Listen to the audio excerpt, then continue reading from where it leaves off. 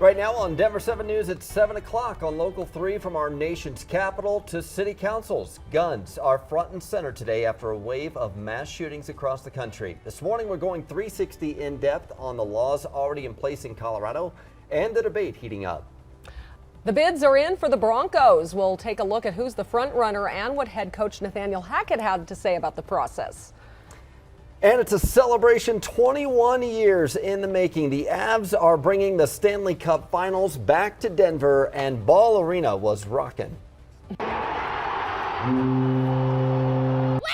the cup now! Oh yeah, die-hard fans, although that kid wasn't alive the last time the Avs were in the Stanley Cup Finals. That's okay. We have highlights from the game and the pure excitement from the fans and the benefit to the city. And we'll also preview what ticket prices are already for Game 1 of the Finals. Yeah, or you can watch it right here on Denver 7 too. Yeah, for free from the comfort of home. Yes. Thanks for joining us this morning. I'm Brian Sanders. And I'm Nicole Brady. Lisa, up late last night watching that victory, huh? There was no way to go to bed. I mean, it couldn't. After they saw him tie it up in the end of that last period. What a good game. So fun. And I'm sure that's what a lot of people are going to be talking about today. And the weather. Weather yesterday, we picked up a few storms and showers. This morning, skies clearing out a bit more. Starting to see a little bit more sunshine there from our Westminster camera. And things will be a little bit slower to warm up today because of some of that cloud cover. 67 by about 11. We'll be at near 80, though, for a high this afternoon. So still right around normal. Denver 80 to about 82. Parker 78, Evergreen 74, 60s to low 70s for the Central Mountains. A few more storms and showers are going to pop up today, and the risk of severe weather, they're in green, a marginal risk, shifting a little closer to Denver early this morning. So we're going to see those storms likely just after lunchtime, and then as they push east, getting even stronger across parts of northeastern Colorado into Nebraska and Kansas. I'll show you what that looks like on our Futurecast coming up. So we get us some travel troubles for you folks heading up on I-76 or I-70. Had some big flooding out there on I-70 on the overnight hours near Kansas. Take a look at the drive. This is just awful on 270 right now with an overturned tanker at Vasquez on the eastbound side. Take a look from the camera on Air Tracker 7 and you can see this is the tanker truck that's still here. This happened about 3:30 this morning. It's hauling asphalt. Some of it obviously, as you can see, has spilled on the road. So they're trying to figure out a way to upright this thing, get it back on its wheels without rupturing that tank any further and making more of a mess. So until that happens, we're going to have eastbound 270 closed down, and all those folks are being forced on Vasquez down to I-70. It's an hour's wait on the eastbound side. Westbound's open, but it's busy. The best way is southbound I-25 to eastbound I-70. That transition about 20 to 25 minutes, much better than an hour on there on I-25. So that is going to still be a little bit heavier than normal, as is I-70 across town. But the 270, don't use it. Stay off at 270 by all means. All right, it's been 21 years, but the Avs have punched their ticket to the championships. The team was the preseason favorite to win, and now they're closer to the reality after sweeping the Oilers last night in Edmonton. And a comeback, nonetheless, to close out the series. They had to rally late. They scored 4 goals in a wild third period to tie it, and then they scored the game winner in overtime. Arturi Lehkonen sealing the deal there a little over a minute into the extra time. The Avs take home the Clarence Campbell Trophy. They're just touching it, not lifting it because they're superstitious, but they are saving that heavy lifting for the big one. You got to trip on the finish line a few times sometimes before you cross it, and I think for us that's been true so far, and job's not done, and it's going to be another tough series, but we'll get some rest here and get ready to go. Like Gabe said, we have a special group in there. You don't get to the finals by having selfish guys or guys in different directions. They're not quality people, like he said as well. And that's the only focus is 4 more. And that just starts with game 1, whoever we play against. And Yeah, you can hear it in their voice. They are hyper-focused right now. The Avs have to wait to find out who they'll play, though. It'll either be the Rangers or Lightning. Right now, the Rangers lead the series 2-1. Yeah, and the trip to the finals, of course, a long time coming for fans. As we've said, the Avs haven't been there since 2001. Denver 7's Veronica Costa is outside Ball Arena, where the Avs will have home ice advantage for games 1 and 2. I mean, we saw fans of all ages out there, Veronica, some who were alive the last time they were in the Cup, others who weren't.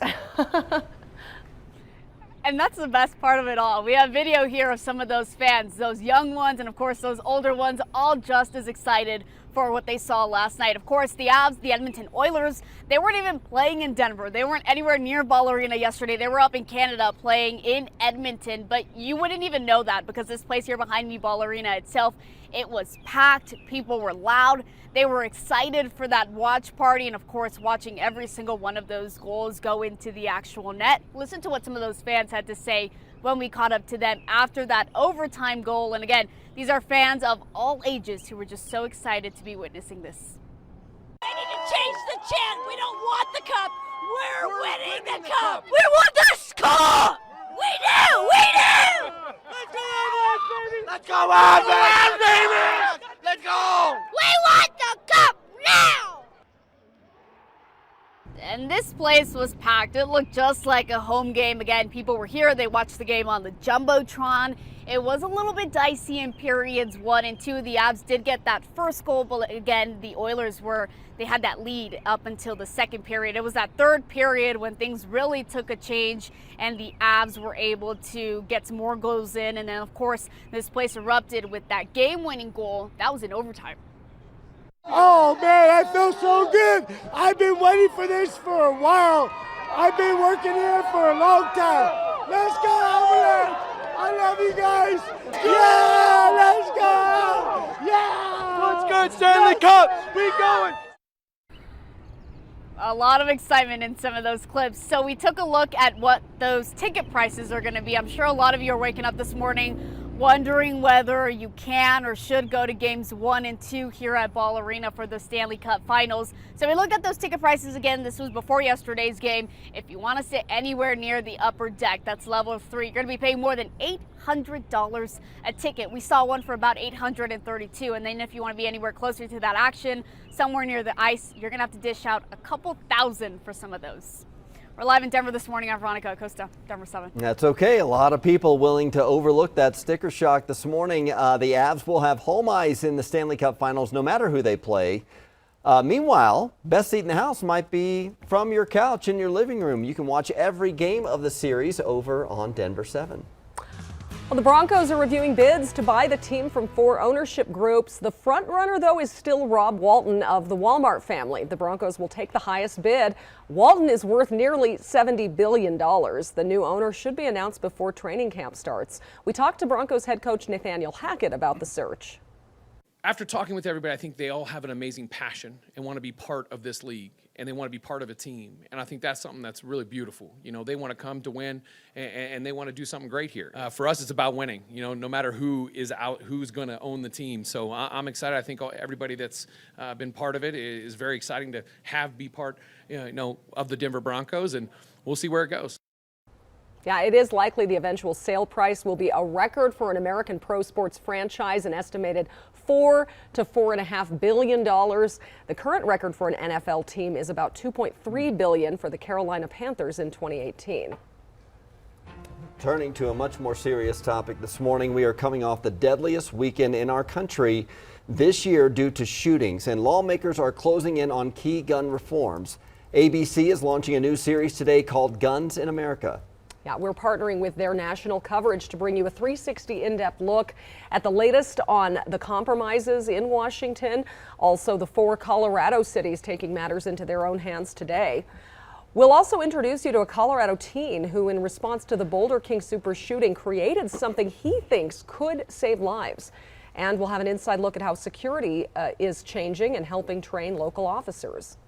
First, Boulder, Louisville, Lafayette, and Superior are all considering new gun laws tonight. Those measures include banning the sale and possession of assault weapons, banning magazines that contain more than 10 rounds, raising the age for firearm purchases from 18 to 21, outlawing open and concealed carry in hospitals, schools, and places of worship, instituting a 10-day wait period to purchase a gun, and outlawing ghost guns. Gun violence has been a scourge in our society for decades, right? And it only gets worse year after passing year. If we all work together as local governments and create a quilt of similar ordinances, then we can really make a difference.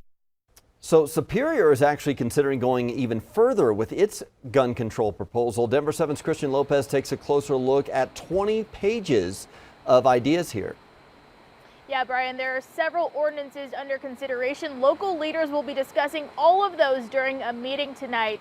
Superior is taking it one step further than some of these other cities in Boulder County that are considering stricter gun laws. Some ordinances include banning loaded guns unless they're in a home or a car for one's protection, banning possession and sale of illegal weapons, not allowing anyone to aim a loaded or unloaded gun at another person, no flourishing a deadly weapon in an alarming manner, and parents or legal guardians would be held responsible for not reporting or taking away a gun their child was found in possession of, and holding people accountable if they provide a gun to a minor or someone who is intoxicated, and that list goes on.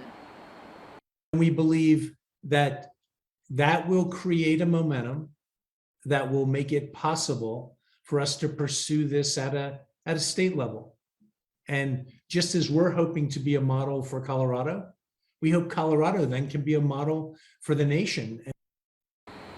And Denver 7 will be monitoring those meetings. Of course, we'll let you know what comes out of them.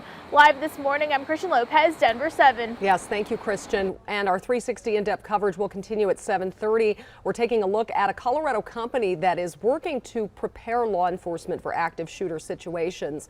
And the latest from Capitol Hill as lawmakers face a self-imposed deadline to find compromise on gun reform. Starbucks is accused of unfairly firing workers at Denver stores, why employees claim they were targeted. And Lindsey Vonn, Michael Phelps, Mia Hamm, they're all star athletes in their own respective sports. Now a new honor is tying them together with a Colorado connection.